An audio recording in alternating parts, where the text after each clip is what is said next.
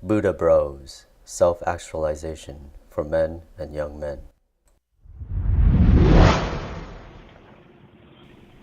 I'm planning on making a series of videos to share some of my experience from my 10-day Vipassana meditation retreat. But before I get to those, I want to just briefly explain some of the basic concepts of Vipassana so you have some context in case you're not familiar with Vipassana. I'll be referring to this video in future videos, so keep this in mind.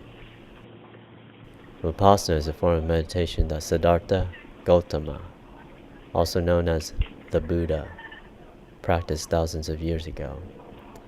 The Buddha is actually a term that means enlightened one. So anyone has the potential to be the Buddha. Anyway, there's a whole other discussion. For now, I want to just focus on some of the basic concepts of Vipassana.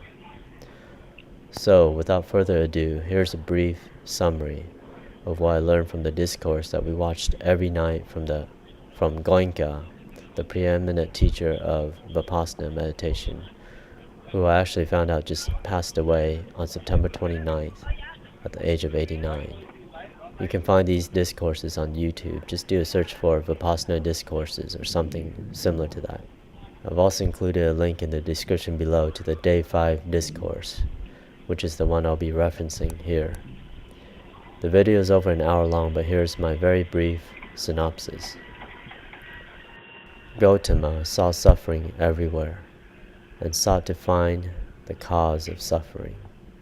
He discovered that whenever we have a craving, whether it's to cling to a pleasant sensation or to wish an unpleasant one would go away, we suffer when that craving is not fulfilled. In other words, whenever there's attachment, there's bound to be misery, and the greater the attachment, the greater the misery. To get to the root of suffering, he investigated within himself. He discovered that everything we encounter, we register through our 6 senses, the 5 physical ones, as well as the mind, which generates emotion. Because of our senses, everything produces sensations in our body. Some sensations may be subtle, others may be gross. Some are buried deep down, others are on the surface. Whenever a pleasant sensation arises, we like it and want it to last forever. Whenever an unpleasant one arises, we don't like it and we want to get rid of it.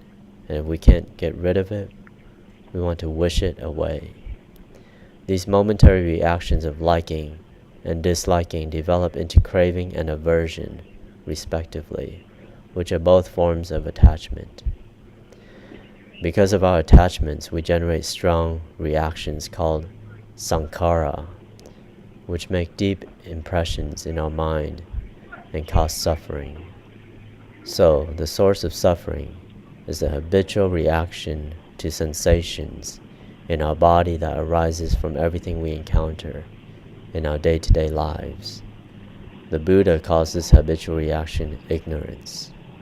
According to Gautama, the way out of suffering is to break this chain of ignorance, in which every sensation gives rise to reaction of liking or disliking, which develops into great craving or aversion, which causes misery. So instead of habitually reacting to sensations, we learn to just observe the sensations equanimously, with the understanding that whatever arises passes away. This understanding is called anicca.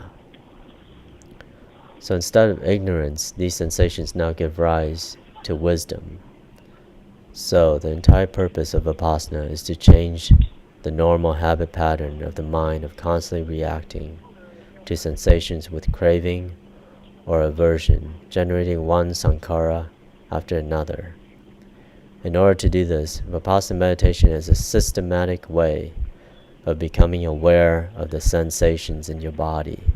Sensations refer to anything you can feel physically in or on your body. And by anything, I mean anything. It can be the dryness on your lips, a pulsing sensation on your temple, moisture around your eyes, an itchy sensation on your forearm, sharp pain in your back, soreness in your muscles, warmth from wearing a winter hat, anything.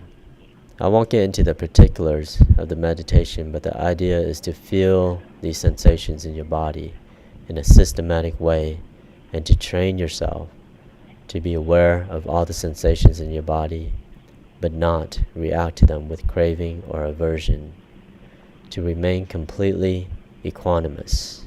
In other words, the purpose of Vipassana is to develop your level of awareness and equanimity, so you break the chain of ignorance and stop habitually reacting to situations or events that arise in your day-to-day life. I know this sounds like Vipassana is trying to train people to be a bunch of passionless vegetables, but it's not about turning people into unfeeling beings. It's about getting you to not be a slave to your habitual patterns of constantly reacting to everything you encounter, so you can see the bigger picture. Because when you're constantly reacting with craving or aversion, you're too busy reacting, you can't see the big picture of what is happening in the moment. Eckhart Tolle, the writer of The Power of Now, says, "Right now, there are no problems." What he means by this is that there are only situations, but your mind makes a problem out of these situations. Here's an example. If your car is stuck in the mud, that's a situation. But when we generate aversion to the situation, then that is our mind making a problem out of the situation. In other words, because we dislike the situation of our car being stuck in the mud, we want the situation to go away, so we keep focusing on how much we hate the situation and how much we want the situation to not be the way it is. This is what it means to generate a sankhara. But when we come out of our habitual pattern behavior of constantly reacting, we see the situation for what it is, and we come up with a plan to get out of the situation rather than continue to cling to how much we hate the situation. I hope that clears things up. So that's basically a very brief synopsis of what Vipassana is all about. I hope it makes some sense for those who are not familiar with Vipassana. And for those who are, I hope that gives you a very good reminder of what it is. Anyway, I'll be making more videos about my actual experience during the 10-day meditation retreat. I've also been writing about some of the experiences in my blog, so go check that out. In the meantime, I will talk to you again soon. Wake up, get your shit together, brother.